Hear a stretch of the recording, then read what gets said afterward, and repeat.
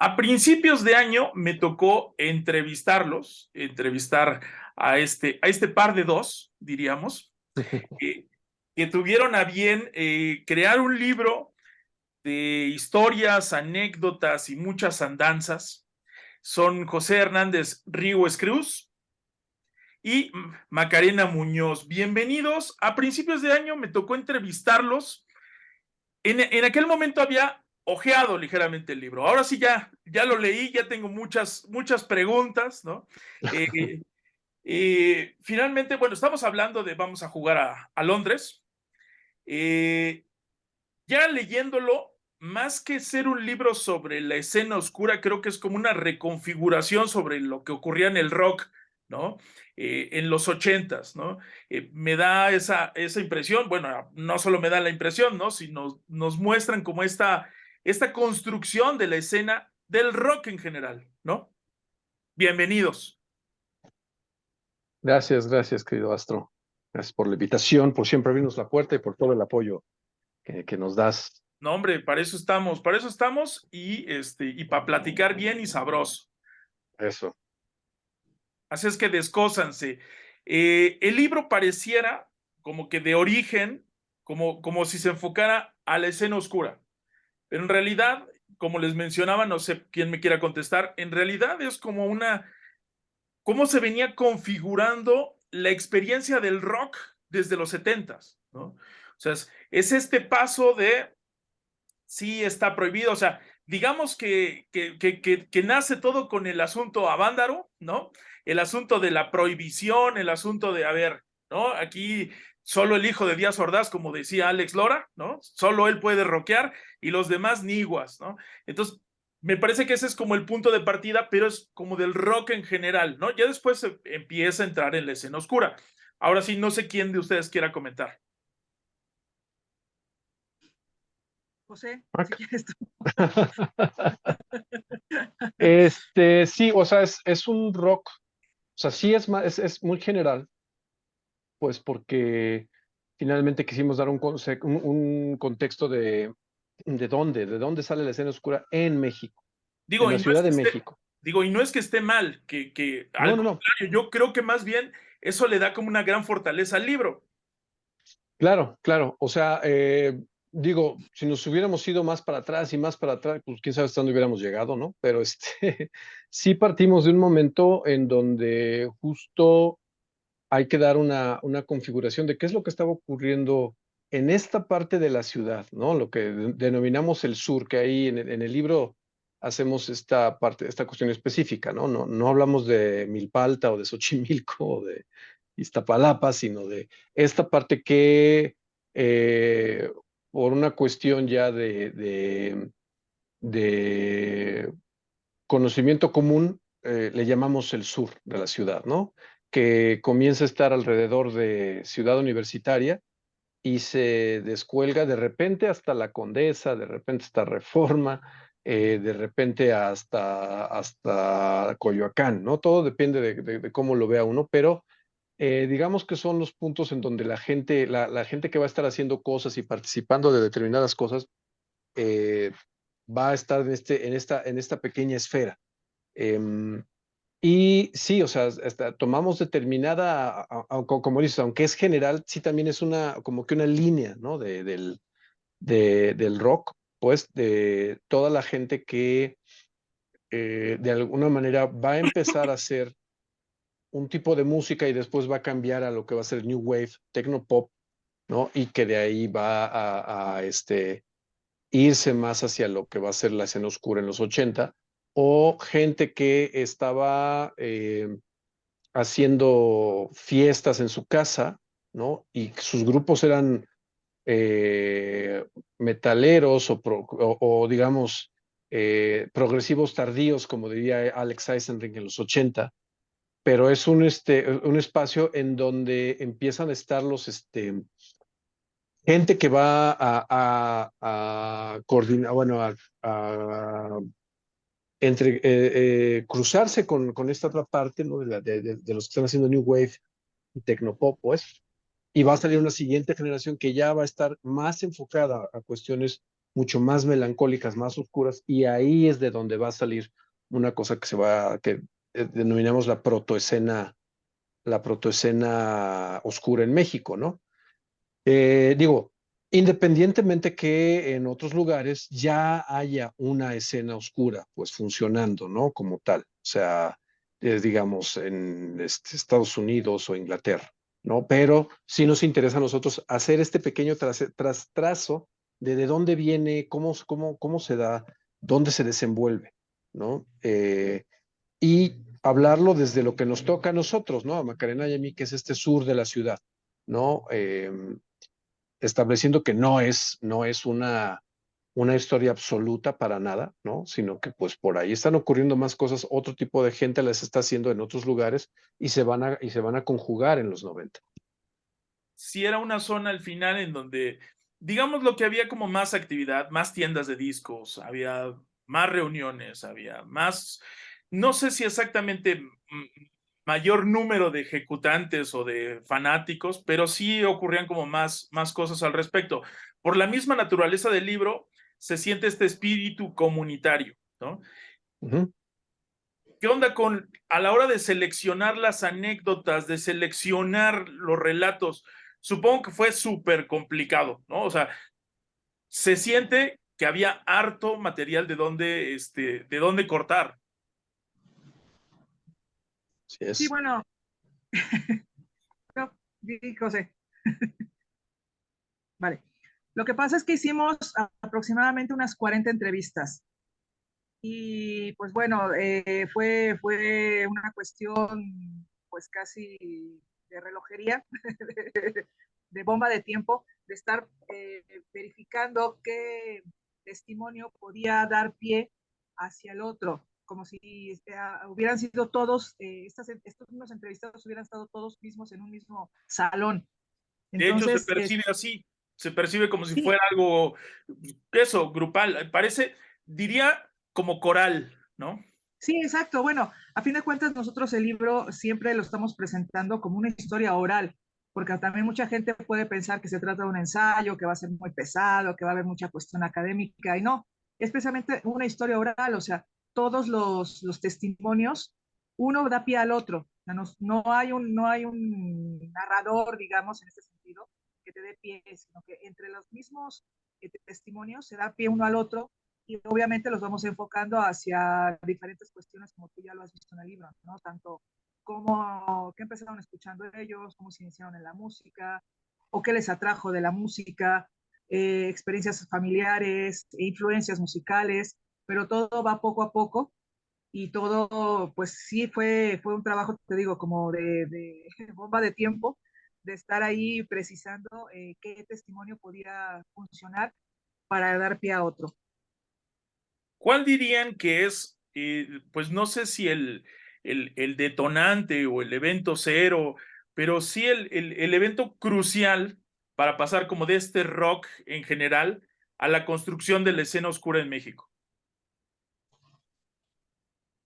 Eh, Bueno, pasan varias cosas. Digo, finalmente a nosotros nos llega una ola.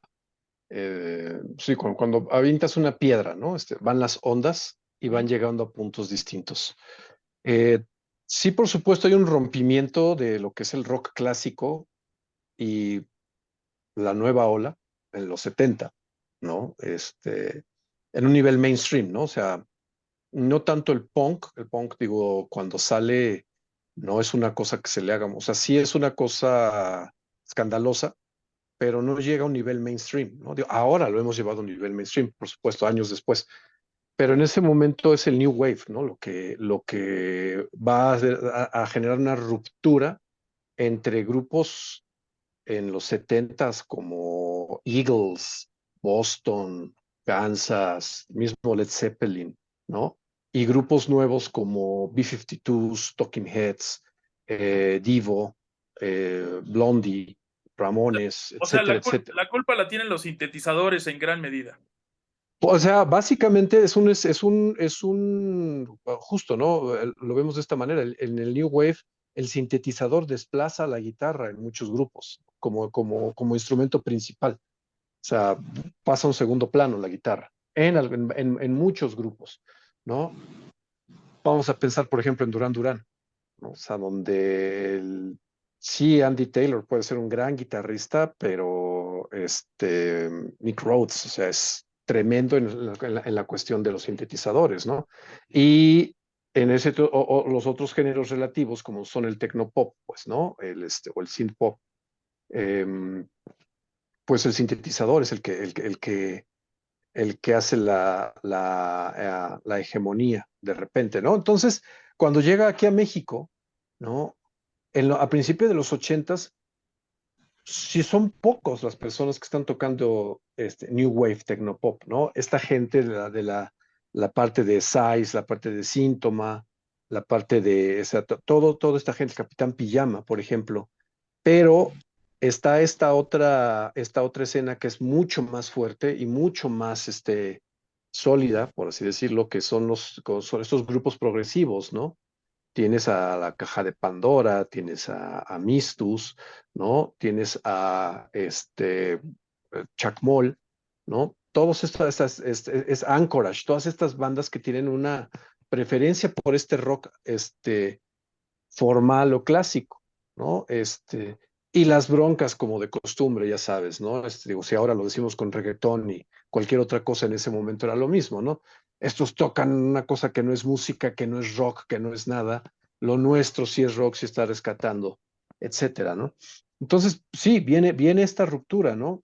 Que finalmente en 85 ya con esta campaña mercadotécnica llamada Rock en tu idioma, ¿no?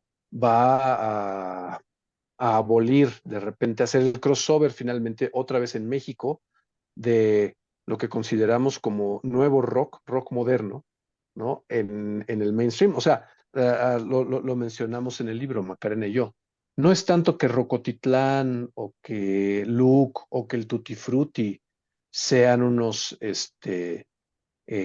foros que por supuesto son muy importantes, ¿no? Pero son foros de nicho.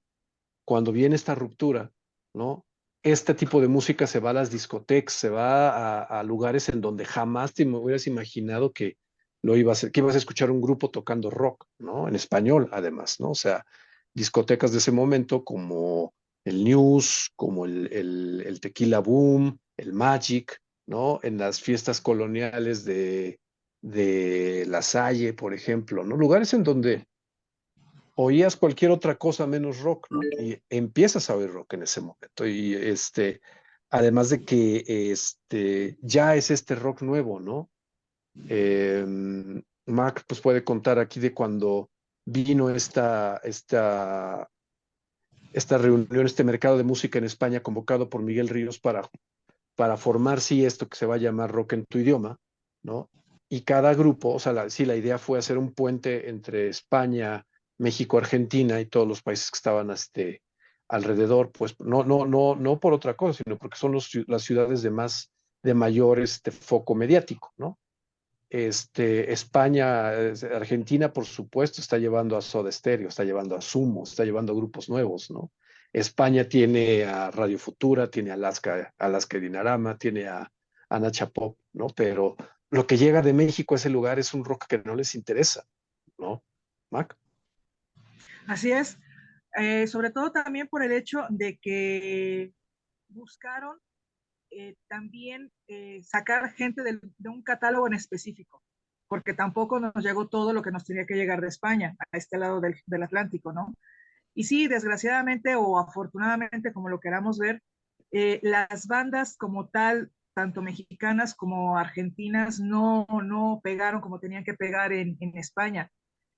Todo lo contrario de lo que ocurrió aquí, ¿no? Que realmente todo lo que se conoce y los 10, 15 temas que se han sobado hasta el infinito y más allá, son precisamente de bandas españolas. O sea, sí conocemos, triunfó mucho aquí Soda Stereo, Charly García, Enanitos Verdes, pero no triunfaron de la misma forma en España. Es más, Andrés Calamaro, argentino, se fue solo a España y allá formó dos bandas, ¿no? Ya teniendo el nombre, por ejemplo, pero es la muestra de cómo lo argentino no fue tan tan adoptado en España, porque además, también tomemos en cuenta, España estaba en la época de la transición en los 80 y estaban yéndose hacia lo que era la modernidad. Entonces había bandas para dar y regalar de todo lo que tú quisieras. Y obviamente todas las bandas lo que buscaban era ser conocidas y lo que buscaban era vender álbumes. Ninguna era de que no, nosotros nos vamos a mantener al margen, nos vamos a mantener en el subterráneo porque somos muy honestos, ¿no? No, al contrario, o sea, obviamente se tenía que aprovechar la situación. Y me imagino que eso también fue lo que se reflejó aquí en México con el cierto catálogo de ciertas bandas que fueron las que nos trajeron aquí y nos han hecho creer pues que solamente eran las bandas de la movida, ¿no? Que además no, la movida no solamente fue en Madrid, sino también en Valencia, también en Barcelona, pero pues es lo que nos han hecho creer al cabo de los años y de este lado del Atlántico. Y señalar que para mucha gente más o menos de nuestra generación, un poco más grande, casi resulta afrenta nacional el que fuera de México nadie conozca Caifanes, ¿no? O sea, porque realmente, pues así fue, ¿no? Así es. Es parte de Así, que no pegó fuera. así No, no, es, para ¿no? nada. No, así fue, así es. Así Llevaron es, una vez, claro. O sí, sea, los llevaron una vez a España y pues así como que, qué curiosidad y adiós. Sí, claro. Pegó más, pegó más Thalía, pegó más Alejandro Fernández, pegó más Patti, esta chica, la que era de Garibaldi, que no me Pati acuerdo Manterola. cómo se a eso. Pegaron más ellos que Caifanes. Ya con eso todo está dicho. Hay algo que me gustaría saber, desde que lo presentaron a la fecha, ¿cómo han sentido la recepción? Porque al final tocan mucho de esta nostalgia compartida, de esta, pues, de este arquetipo que tenemos ahí como memoria colectiva. ¿Qué recibimiento han tenido? pues ha sido bastante fuerte, bastante bueno. O sea, de hecho, ahora sí que las ventas del libro, este, Lo dicen. independientemente de lo que está ocurriendo con el paro del agua, pues sí, lo dicen, ¿no? O sea, sí es así de, este, antes de llegar a librerías, ya el libro ya iba, llevaba más de la mitad de los ejemplares vendidos, ¿no? Em, sí, más allá de, o sea, por supuesto, mucha gente lo compra por nostalgia, porque es uno de los tantas miles de escenas de las que no se habla en las historias oficiales, ¿no? Por un lado, pero por otro lado, de repente le está resultando muy interesante a muchísima gente, o sea, más allá del de la cuestión de memoria, como comentabas, ¿no? El hecho de ser tantas voces y de plantear, bueno, de donde están hablando de sus recuerdos, te está planteando una manera de ser, un modo de eh, generar cultura en ese momento, que no es extraño ahorita, ¿no? Que es igual, simplemente ahorita tenemos muchísima más comunicación, más medios para difundir, pero eso, ¿no? En un momento en donde no había nada, ¿qué es lo que haces para generarlo, ¿no? O sea, Pero hoy por ujú. hoy, perdón, hoy por hoy sigue siendo difícil para nosotros como mexicanos el asomarnos a la historia del rock o asomarnos a la historia de la música para hacer sociología o para revisar nuestra historia en común, ¿no? O sea, como que lo viéramos como algo extraño, como ajeno, ¿no? Como si no estuviera bien, ¿no? El hacer sociología a partir de la música, a partir de la estética de ciertas escenas, ¿no? O sea, aún nos cuesta como mexicanos el hacer este tipo de revisiones, ¿no? Por eso creo que es tan sabrosa la que hacen ustedes. Ujú. Sí, es una cosa muy rara, o sea, digo, lo hemos discutido mucho, ¿no? Estamos hablando de un libro, o sea, ¿qué libros hay? Está el nuevo libro de los 200 discos chingones de rock, por ejemplo, ¿no? De Alejandro y de David. Está el libro de Tere Estrada, ¿no? Que ahora va a pasar a ser un documental de Sirenas al Ataque. Eh, Está el libro están los libros de Arana, ¿no? Está el libro de Rublí, son contados, pero ahí están. Y no obstante, lo curioso es que lo mainstream no tiene libros, ¿no? O sea, no hay un libro de Timbiriche, no hay un libro de Flans, o sea, de todo este impacto que hubo ahí en ese momento y que evidentemente, no sé, o sea, las Debería de haber insólitas uno imágenes de de Aurora. Toño Berumen y todas esas historias extrañas, negras que cuentan alrededor de sus boy bands. exacto, ¿no? Todo ese tipo de, no están, ¿no? O sea, no, justo por eso, como que eh, si nos, o sea, siento que tiene que ver un poco con lo que, con lo que va este libro, ¿no? El libro lo hemos establecido mucho todo el tiempo y es una cosa que se ha aplaudido bastante. Habla desde un punto de vista de clase media, ¿no? La clase media hicimos esto, somos nosotros los, en este libro los que estamos hablando, ¿no? No es la clase súper afectada, hiper baja de la Ciudad de México, ¿no? La clase marginal, que de repente los estudios sociológicos o culturales, etcétera, se van hacia ese lado, ¿no? Por este rollo de tener miedo, de decir, uff, usando palabras contemporáneas, soy privilegiado y me van a funar si hablo yo de mi experiencia, entonces voy a hacer un poco de, digámoslo con sus palabras, de pornomiseria para validar que mi estudio tiene calle, ¿no? O Y no hace falta consistente. más que leer, ajá, ¿no? O sea, no hace falta más que leer un libro como el de La banda y otros panchos, ¿no? En donde el, el mismo, en el mismo, en la misma introducción, uno de los entrevistados está diciendo, claro, vienen los académicos, investigadores, fresitas, que se quieren sentir de la calle, este, a hacernos una radiografía y a decir que son, que ya nos entienden porque estuvieron 3 semanas con nosotros conviviendo. No que esté mal, ¿sabes? Lo que está mal, lo que está mal de repente es decir, híjole, soy de clase media y me da pena decirlo, y me da pena decir que hice cosas, o sea, que al final reventaron en otras cosas. No está mal, está padre. Pero sí tiene que ver, o sea, va junto con pegado con lo que dices de este miedo, no nada más de, como decía un amigo que en paz descanse, el gran Manrico Montero, artista sonoro, decía, te da miedo decir que tienes la revolución patrocinada, man, ¿no? Entonces, pues, ajá, esa es nuestra circunstancia, ese es nuestro contexto, es lo que ponemos, ¿no? Y sí, de repente, si entre nosotros nos da pena hablar de lo que hemos hecho, imagínate de repente ya desde una cosa como la academia, ¿no? Que te dice, no, eso no, como que no es tema, no han pasado 500 años para que empezamos a hablar de ello. Entonces, pues, Desacralizar las cosas. Macarena, el libro termina justo cuando pareciera que más bien apenas está como instaurando una escena como tal, una escena oscura.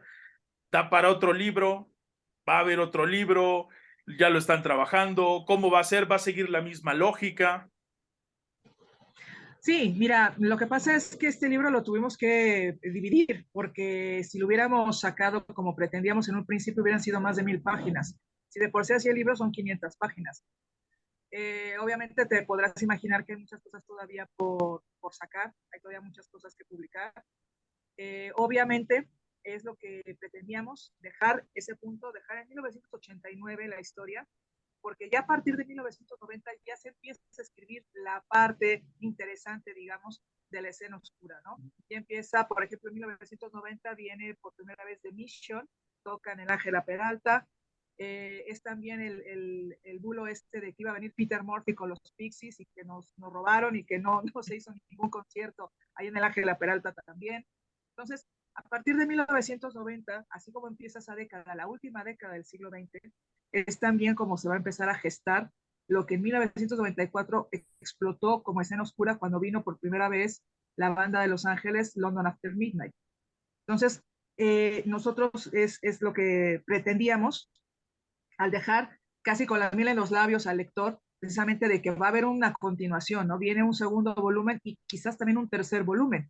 Eso todavía es muy probable, pero todavía no lo tenemos muy aterrizado. Pero el segundo volumen está ya, estamos ya en el proceso, estamos ya conformando varias cosas y esperemos que para pues ya tener todo listo para el próximo año.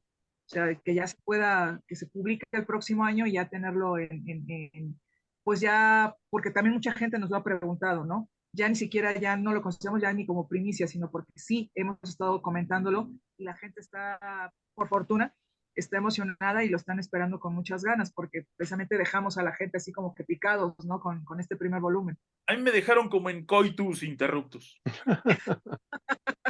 Porque justo acaba en el momento en el que realmente se instaura como escena, ¿no? La escena oscura. Les agradezco muchísimo. Siempre es muy fregón platicar con ustedes. ¿Cuáles son las redes? ¿Cómo los contactan? ¿Cómo consiguen el libro? ¿Cómo pueden platicar con ustedes?